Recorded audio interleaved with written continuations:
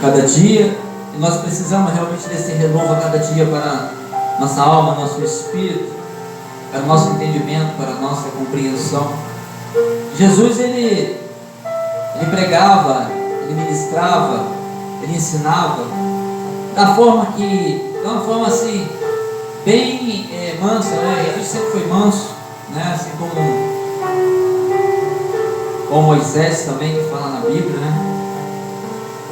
E nós vamos estar agora lendo em João 6:35, algo da parte de Deus, e tudo que a gente lê é para a glória de Deus, na unção do Espírito Santo, no poder que é o nome de Jesus Cristo, que é o que faz diferença na verdade que está escrito na palavra dele. Então nós temos que ouvir da crédito a palavra de Deus, e temos que observar se ela está conduzindo a gente para a glória ou se ela está conduzindo para a terra, porque há uma caminhada, mas a nossa caminhada ela não termina na terra. Aqueles que servem ao Senhor, a caminhada é para o alto, de onde vem nosso socorro, diante da glória do Pai. Amém? Olha só o que a palavra de Deus diz: glorificado é o nome do Senhor. Aqui fala sobre Jesus, o pão da vida, né? Para os que creem. Tudo aquilo que Jesus fala, tudo aquilo que a Bíblia relata, é para aqueles que creem. Por quê? Porque nós damos crédito à palavra de Deus, aquilo ali vai acontecer na nossa vida. Se nós não damos, vai acontecer, mas de uma forma diferenciada. Porque como nós damos crédito, nós começamos a entender e compreender a maneira também de andar e caminhar. Isso nos ajuda. Por isso que fala para aqueles que creem. Por quê? Porque aqueles que não creem não vai querer seguir a palavra de Deus, não vai querer dar crédito a nada que a palavra de Deus diz para a gente. Mas aquele que crê vai dando, e aos poucos, a cada dia vai conquistando mais de certeza a respeito da palavra de Deus. Amém? E isso aí nos ajuda a cada dia mais. Olha o que diz a palavra em João 6,35, lá na frente.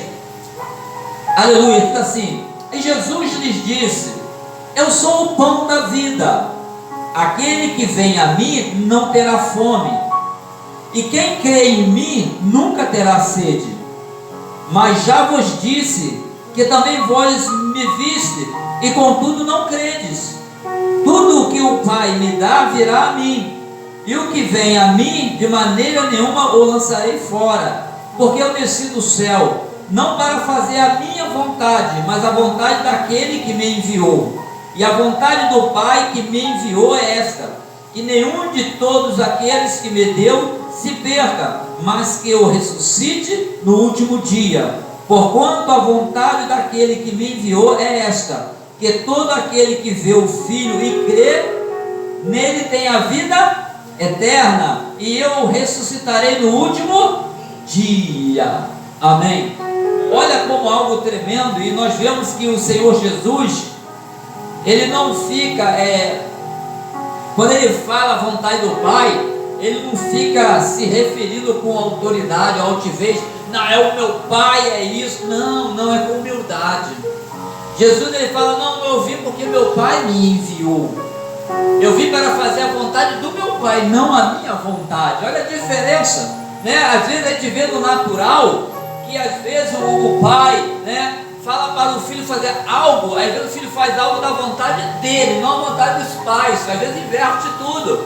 Mas Jesus até isso nos ensina, que ele veio sim, mas para fazer a vontade do Pai. E a vontade do Pai, ela é expressa, né? ela é mencionada de uma forma tremenda através da boca do próprio Senhor, e depois foi escrita, né? Que ele disse: eu sou o pão da vida, aquele que vem a mim não terá fome, né? Se for pensar, ele está falando de algo tremendo, de fome, né? Com ele não terá fome.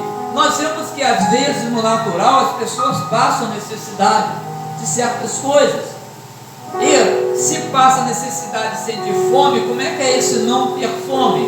O Senhor está falando algo muito mais do que isso. Ele está falando que aquele que se alimentar dele, da palavra dele, do que ele ensina, da forma que ele conduz, não vai sentir falta, porque aquilo vai tudo sobre a tua vida. Então é como dizer assim: eu não entendo nada. Não, você diz: mas eu conheço porque o Senhor está me seguindo, Ele está ensinando.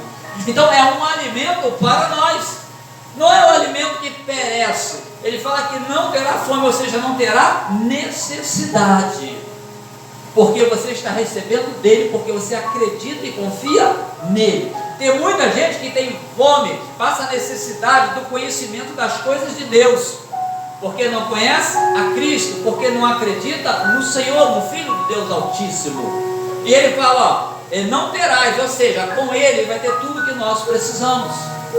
Ou ele passa para a gente não vai ter necessidade, porque ele sabe até muito mais do que nós precisamos. Ele tem tudo nele para nos dar. E continua falando, né? Aquele que vem a mim não terá fome, e quem crê em mim nunca terá sede. Outra coisa, né? A sede. Ele é o rio da água, tem um rio que brota do trono de Deus. Assim, a gente diz por entender que diante de Deus lá tem tudo que nós precisamos. Essa sede que nós temos aqui, lembra da samaritana? Ah, dessa água que me dá, eu tenho uma que tu nunca mais terá sede. É algo acima do natural que ele está passando para nós. Quando ele fala que a gente não vai ter sede, ele sabe que nós naturalmente temos sede. Esse corpo precisa de água. Ele está falando de algo muito mais elevado do que simplesmente a tua necessidade de beber água, que se a gente não beber, a gente morre. Ele fala, não terás mais sede, ou seja, o que tu precisa, o que nós necessitamos, ele vai nos conceder. Então você jamais vai sentir falta daquilo que no natural você precisava, mas diante de Deus, ele vai te dar tudo que você precisa e necessita. Quando fala água e comida, fala em comer e beber, que é uma coisa tão natural que todos nós precisamos comer e beber. Aí Deus ele fala dessa forma, dizendo, ó, comigo tu terás tudo isso. Essas necessidades que tu precisa, você não vai ter mais diante da minha presença, porque vai chegar um dia que o natural passa, e vai ficar no espiritual, e lá tu não vai precisar de nada, porque você tem tudo com ele. Quando que lá no inferno, quando fala lá da passagem de Lázaro, deixa que eu vou lá pingar um pinguinho d'água lá não tem água no inferno, não vai ter. No inferno não fala que tu vai ficar sem sede, lá vai falar que tu vai dar muita sede e não vai ter nenhum pingo d'água na língua. O sede de Abraão, e aquela passagem é muito séria. Agora na glória Deus fala, comigo vocês não tem nada, porque vocês estão comigo, você tem tudo, porque eu tenho tudo para dar a vocês. Olha como é que é tremendo. E a Bíblia vai ligando um ponto ao outro para a gente testificar que é real, que tudo isso é real e tem a ver. Há uma testificação de um texto com o outro para mostrar que tudo que está sendo dito, se não fosse bater, não por erro de escritura do ser humano, mas do que Deus falou da realidade da Bíblia, vai condizer um para com o outro para a gente entender. E continua dizendo assim, ó, 36, mas já vos disse que também vos me viste e contudo não credes. Quando ele falou, ele está falando tudo isso, mas está falando para muitas pessoas.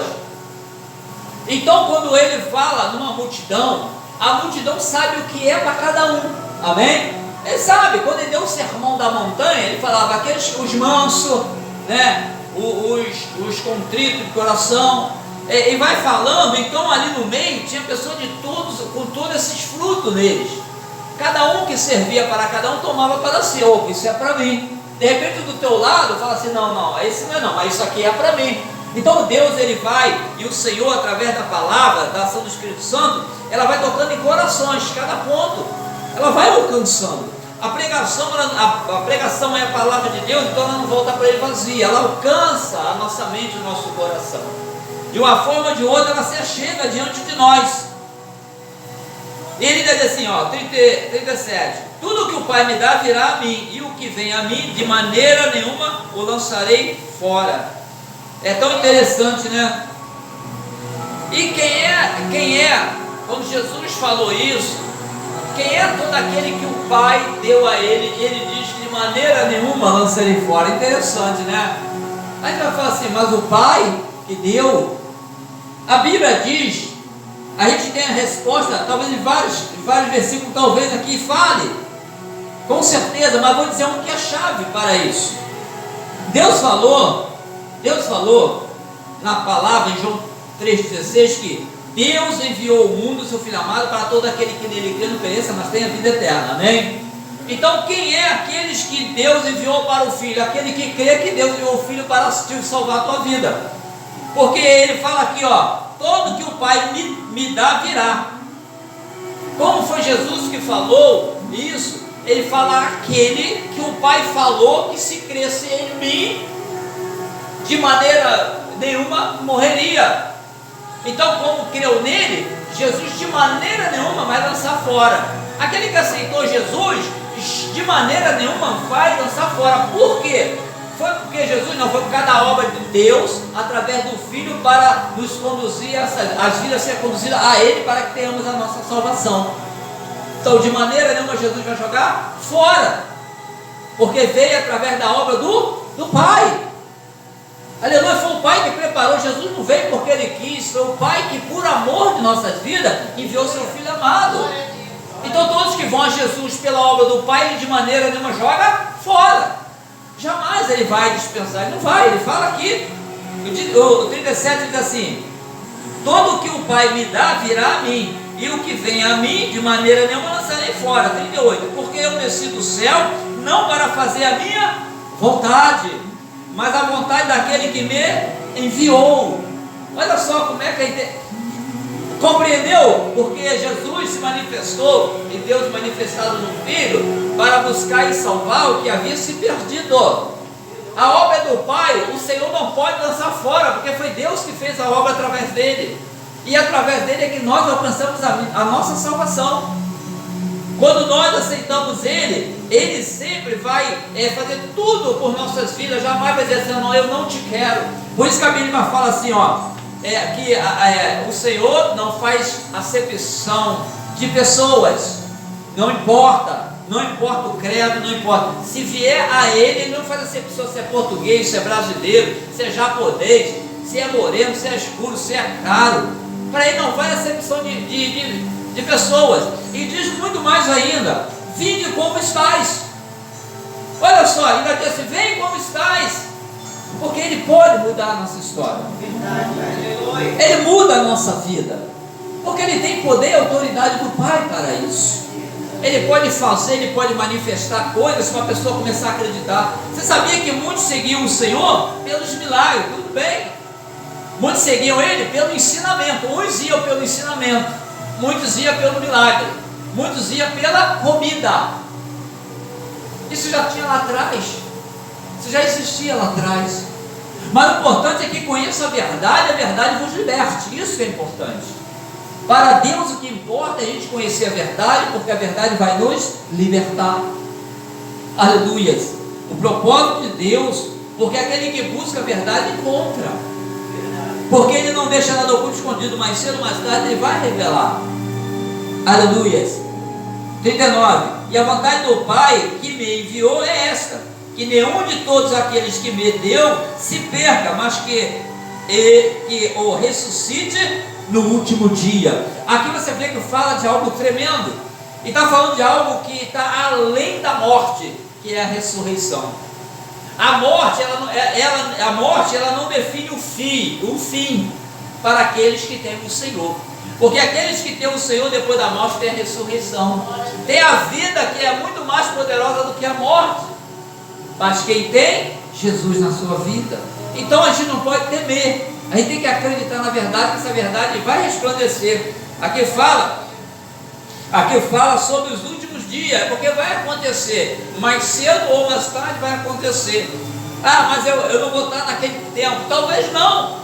Mas mesmo assim nós estamos mais que vencedores em Cristo Jesus. Se acontecer conosco antes, lá na frente nós vamos vencer também, porque nós seremos ressuscitados. Amém? Glória a Deus. 40 diz assim: porquanto a vontade daquele que me enviou é esta. Você vê que ele não fala que a vontade é dele. É a vontade de quem? Do Pai. Olha, mas Jesus é tão humilde, né? Quando aquele jovem rico falou, bom mestre, ele falou, bom mestre não. Bom é Deus que enviou ele para fazer obra na nossa vida. Olha como é que ele não pegava a glória para ele. Ele sendo filho de Deus, mas ele se usurpou de ser igual a Deus e se fez carne e habitou entre nós. Aleluias. Que todo aquele que vê o Filho e crê não basta ver e crer nele tem a vida eterna. Por que ver? Você sabia que quando Jesus estava na terra, muita gente viram ele e não creram nele? Alguns irmãos também não creram em Jesus, era irmão dele, e muitos creram nele. Então aqui fala ver e crer, aceitar e crer na verdade da palavra. Nós temos que aceitá-lo, mas crer na verdade da palavra. Tem muita gente que aceita ou vê assim por entender que Jesus é Filho de Deus, mas se não crer na palavra, né, se não crer que Ele é mesmo, que Ele faz, fica algo muito artificial. Ali as pessoas viram naquela época Jesus e muitos não creram. A Bíblia fala que nós, quando aceitamos, como se estivesse vendo, somos mais bem-aventurados do que aqueles que viram, porque os nossos olhos não viram, mas nós cremos. É mais fácil você crer no que tu vê do que tu não vê.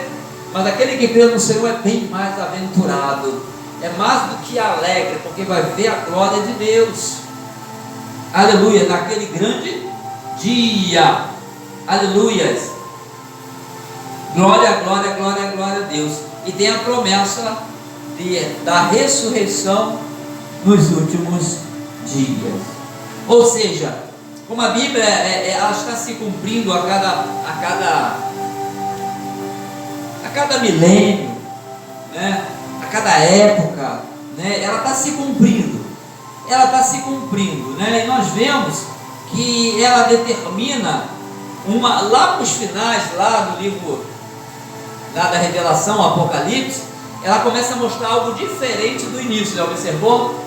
Ela mostra uma revelação que algumas coisas da revelação já está acontecendo, mas tu vê que ela vai determinando para um determinado tempo diferenciado desses tempos para aqui para trás, desde que começou.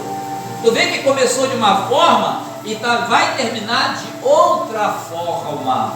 Só que o que Deus tem para a gente aqui mostra como vai terminar uma parte, mas o que vai continuar sendo na eternidade, a Bíblia também nos relata, que vai acontecer sobre a nossa vida, o que está eterno, sobre a vida eterna, sobre a morte eterna. Aqui fala sobre isso. Então a Bíblia ela nos conduz de capa a capa, e aqui o que está é suficiente. Jesus fez muito mais coisa do que está aqui na palavra de Deus. Só que o que está aqui já é suficiente para a salvação de quem? Do homem. A Bíblia fala. Por isso que fala assim: não pode acrescentar nada e nem tirar nada da minha palavra. Tudo que for a mais é anátema, torna-se maldita. Aí nós vamos perceber que na Igreja Católica a Bíblia é igual a nossa, todas as partes, menos 5 livros que botaram por conta. Foram livros que existiram, mas eles não contam. Macabeu, Judite, tem os 5 livros aí que ele é apócrifo, ele sai, não faz parte da Bíblia, mas decidiram a colocar por conta. Não foi aquele povo que foi escolhido, ungido para mencionar os livros, né, e formar aqui a Bíblia Sagrada, que aceitou, mas alguém por conta própria se resolveram e botaram. Não que não existiu a história, pode ter existido, mas não fazia parte para cá, não precisava. Aí a Bíblia diz que aqui, e a Bíblia própria diz isso, e é o que nós cremos. Mas o restante é tudo igual. Tanto é que se a pessoa ler a Bíblia, né, de Gênesis a Apocalipse, vai ver que é a mesma coisa. Apesar de não ser ensinado, se ler vai descobrir a verdade. E quando a pessoa descobre a verdade, ela te liberta. E quando não descobre, parece que a mentira é verdade. Tu não sabe, tu acha que aquilo é verdade. Uma coisa fala assim, é engano, é mentira. Aí você já se livra porque já descobriu que não é bem aquilo que a gente acreditava. Não foi bem aquilo que nos ensinaram. A Bíblia fala totalmente diferente. Então tu fica com a palavra de Deus. Fica com a palavra de Deus. Porque, eu fiquei. Mas Deus vai testificar no que tu creu, no que tu acreditou. Ele vai testificar que verdadeiramente a palavra dele não volta para ele vazia. Tem um propósito na vida de cada um de nós. Amém? Glória a Deus. Podem fechar. Glória, glória, glória, glória, glória a Deus.